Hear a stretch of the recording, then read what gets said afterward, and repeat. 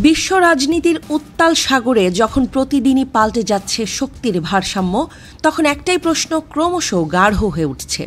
প্রতিরক্ষা ও দেশের দীর্ঘমেয়াদী স্বার্থে বাংলাদেশেরও কি খামেনির মতো একজন সর্বোচ্চ অভিভাবকের প্রয়োজন? এই প্রশ্ন আপাত দৃষ্টিতে বিতর্কিত মনে হলেও ইরানের বাস্তবতা বিশ্লেষণ করলে বিষয়টি গভীর ভাবনার দাবি রাখে।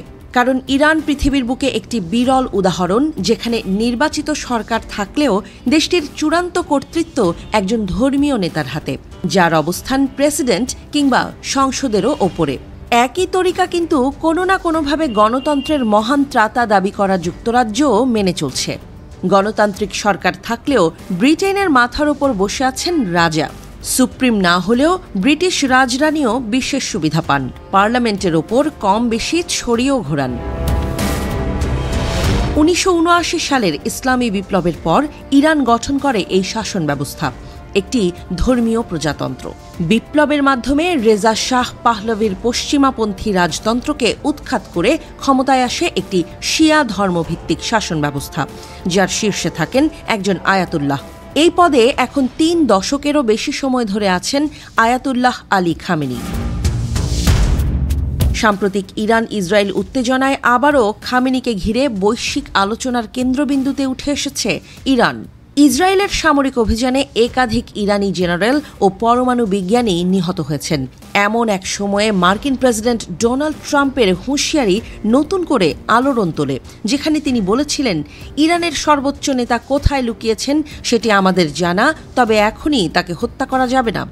এমন বক্তব্যে প্রশ্ন ওঠে, কেন প্রেসিডেন্ট মাসুদ পেজেশকিয়ান নয়, বরং ৮৬ বছর বয়সী খামেনি আমেরিকা ও ইসরায়েলের টার্গেট? এর উত্তর লুকিয়ে আছে ইরানের ক্ষমতার কেন্দ্রে। দেশটির সংবিধান অনুযায়ী সর্বোচ্চ নেতা অর্থাৎ সুপ্রিম লিডারই হলেন সেনাবাহিনীর কমান্ডার ইন চিফ, পররাষ্ট্র নীতি ও পরমাণু কর্মসূচি সহ সব কৌশলগত বিষয়ে চূড়ান্ত সিদ্ধান্তদাতা। তার অনুমতি ছাড়া কোনো আন্তর্জাতিক চুক্তি, এমনকি জাতিসংঘের আণবিক শক্তি সংস্থার সঙ্গে সহযোগিতাও সম্ভব নয়। আবার আয়াতুল্লাহ খামেনি কিন্তু ধারণাগতভাবেও আরব রাজা বাদশাদের মতো এক নায়কও নন। ইরানের সর্বোচ্চ ধর্মীয় নেতাও বিশেষ গণতান্ত্রিক কাউন্সিলের মাধ্যমেই নির্বাচিত হন। আয়াতুল্লাহর পুত্রই আয়াতুল্লাহ হবেন এমন নিয়ম নেই, আয়াতুল্লাহ হতে হবে নির্দিষ্ট যোগ্যতার ভিত্তিতে। ইরানে রয়েছে ৮৮ জন শীর্ষ শিয়া ধর্মীয় নেতার একটি পরিষদ, অ্যাসেম্বলি অফ এক্সপার্টস, যারা আয়াতুল্লাহ নির্বাচন করেন। তবে তাদের নির্বাচনও সরাসরি জনগণের হাতে নয়, প্রার্থী হওয়ার জন্য দরকার হয় গার্ডিয়ান কাউন্সিলের অনুমোদন।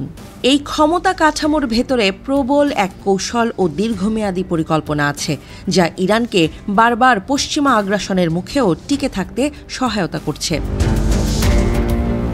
বাংলাদেশের প্রেক্ষাপটে যদি প্রশ্ন তোলা হয়, আমাদের কি একজন তেমনই সুদূরদর্শী সর্বোচ্চ নেতার প্রয়োজন, যিনি দেশের মৌলিক চেতনা, নিরাপত্তা ও সংস্কৃতির অভিভাবক হবেন, যার নেতৃত্ব রাজনৈতিক দলবাজি নয়, বরং দীর্ঘমেয়াদী জাতীয় স্বার্থে নিয়োজিত হবে?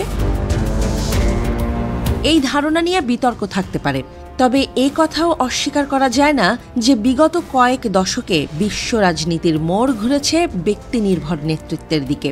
চীন, রাশিয়া, তুরস্ক, এমনকি ভারতেও দীর্ঘমেয়াদী অভিভাবক তুল্য নেতার ভূমিকায় দেশ পরিচালিত হচ্ছে। ইরান সকল সীমাবদ্ধতা সত্ত্বেও একটি ব্যাপারে উদাহরণ। সেখানে রাষ্ট্র নামক ধারণাটি ধর্মীয়, সাংস্কৃতিক ও কৌশলগতভাবে এক অবিচ্ছেদ্য সত্তা, যার রক্ষক হচ্ছেন সুপ্রিম লিডার।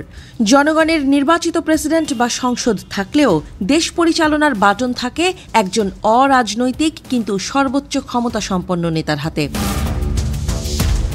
আয়াতুল্লাহ খামেনির উত্তরসূরি এখনও নিশ্চিত নয়, তবে তার পছন্দ মতো লোককেই সেই পদে বসানো হবে, এই নিয়ে বিশেষজ্ঞদের মধ্যে মতৈক্য রয়েছে। আর একবার নির্বাচিত হলে তিনি কার্যত আজীবন সেই পদে বহাল থাকবেন।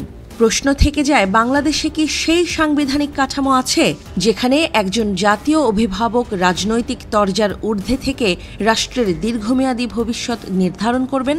গণতন্ত্রের যাত্রাপথে আমাদের প্রয়োজন এমন একজন নেতা, যিনি ক্ষমতায় আসবেন ভোটে নয়, বরং আস্থা ও মর্যাদায়। বিশ্ব রাজনীতির বর্তমান বাস্তবতায় হয়তো এই প্রশ্নের উত্তর এখনই প্রয়োজন নেই, কিন্তু আগামী দশকে যখন ভূ রাজনীতির চাপ বাড়বে, তখন হয়তো বাংলাদেশেও উঠতে পারে এমন প্রশ্ন, আমাদের খামেনি কোথায়?